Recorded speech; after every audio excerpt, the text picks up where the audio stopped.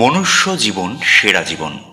হিন্দু ধর্মগ্রন্থ গীতাতে বলা হয় ৮৪ লক্ষ যোনি ভ্রমণের পর আমরা মনুষ্য জীবন লাভ করি।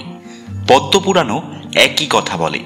এই মনুষ্য জীবনের সজ্ঞানে ঈশ্বরের নাম নিয়ে চললে মুক্তি লাভ বা মোক্ষ লাভ সম্ভব।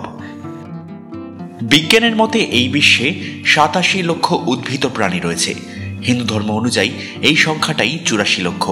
পদ্মপুরাণ বলছে ২০ লক্ষ বার বৃক্ষরূপে জন্ম হয় আত্মার, ৯ লক্ষ বার জলচর ও ১১ লক্ষ বার কীট পতঙ্গ রূপে জন্ম নিতে হয়, ১০ লক্ষ বার পক্ষী ও ৩০ লক্ষ বার পশুজনিতে জন্ম, ৪ লক্ষ বার ঈশ্বরের ইচ্ছায় কোনো আত্মা সর্বোৎকৃষ্ট যোনি মানুষ, দৈত্য, দেবতা বা যক্ষরূপে জন্ম নেয়।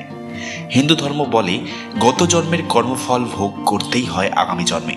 পদ্মপুরাণ মতে এই ৮৪ লক্ষ জন্মে ভালো কর্মফলে কোনো আত্মা ঈশ্বরের সঙ্গে লীন হয়ে যায়, পরমাত্মার সঙ্গে মিশে হয় মোক্ষ লাভ।